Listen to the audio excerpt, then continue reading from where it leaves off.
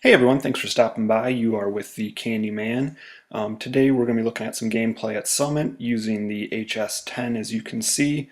I'm not real familiar with this weapon. I'd say prior to this map I probably only came across it on the ground and picked it up as a last resort if I needed some ammo.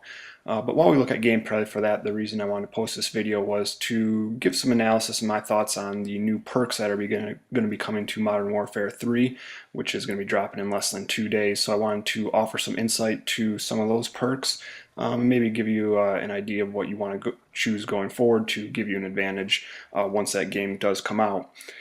First of all, there is going to be some omissions from Call of Duty Black Ops moving to Modern Warfare 3 as far as perks that aren't going to be showing up. The two biggest ones I think are Last Stand or Second Chance. That's going to be gone. Thank goodness. Nothing really is more irritating me than putting someone down but not killing them and having a teammate come and revive them and steal pretty much a kill from you. The other notable absence is going to be with Commando. If you remember, that was in Modern Warfare 2, which, in my opinion, was pretty much trying to recreate the Halo sword with some of the ridiculous lunges that you could pull off in that. So those two will both be gone, and good riddance for all I say. But getting into it here, similarly to all the other Call of Duty games, at least Modern Warfare, Black Ops, World at War, you're going to have 3 tiers of perks that you can choose from, mix and match, and the like. Tier 1, let's start it off right there. First of all, you're going to have Sleight of Hand. This is very similar to the Sleight of Hand in Black Ops. You get the main advantage will be your faster weapon reloading. However, the slight tweak to this between the two games is that the pro effect now is going to be a fast weapons change, probably similar to Scout in Black Ops, but now you'll be able to cycle between primary and secondary weapons faster by using Sleight of Hand. Another perk in Tier 1 is called Recon. My thoughts on this initially is this is going to be more of an objective-based perk. What it does is that damage that you do to enemies by explosive devices, that would obviously be your grenades, C4, things of that nature, that's going to show the target on your mini-map. The pro side of that is also going to show enemies on minimap. However, this will be done by bullet damage. So I'm sort of intrigued to see how that's going to play out, but I think that's going to be more of an objective-based perk to show where targets are on your minimap. Next up we have Extreme Conditioning. This is another change from Black Ops. The main perk of your Extreme Conditioning on the pro side was that you had unlimited sprint time. That's been done away with here, it looks like.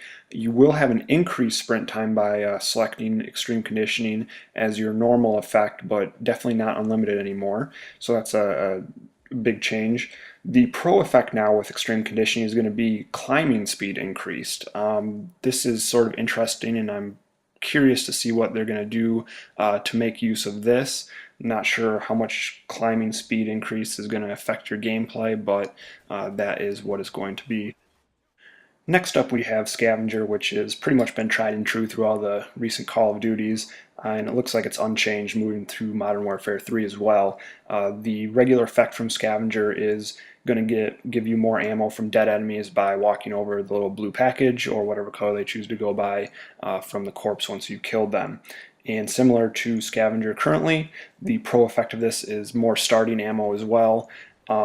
I don't see specifically if you replenish your grenades lethal and tactical, but I would have to assume that that is the case with this perk as well.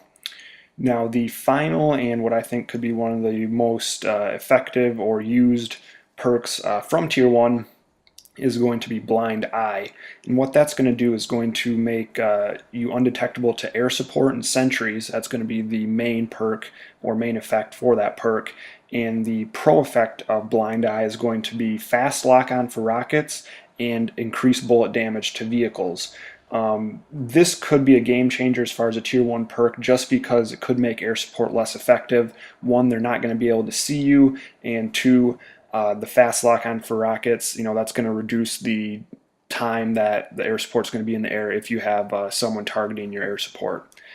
Personally, going through these Tier 1 perks, I'm going to probably stick with Scavenger right off the bat, just because with my playstyle I like to have as much ammo as possible, and resupplying grenades, especially tactical, is important to me, although I can definitely see myself making a class that has this Blind Eye, and I'm interested to test that out, as I think that'll be a pretty formidable Tier 1 perk.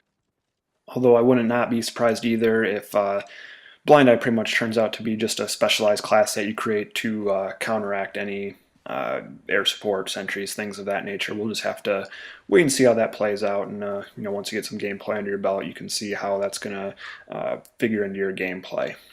Winding down here on Summit, had a pretty good time with these HS10s. Like I said, I'm not real familiar with them. Haven't used them a lot, but pretty good time. There's nothing more satisfying to me than killing someone with a couple dual gold shotguns here. And it turned out to be pretty successful. I think I finished with 28 and 5 or so.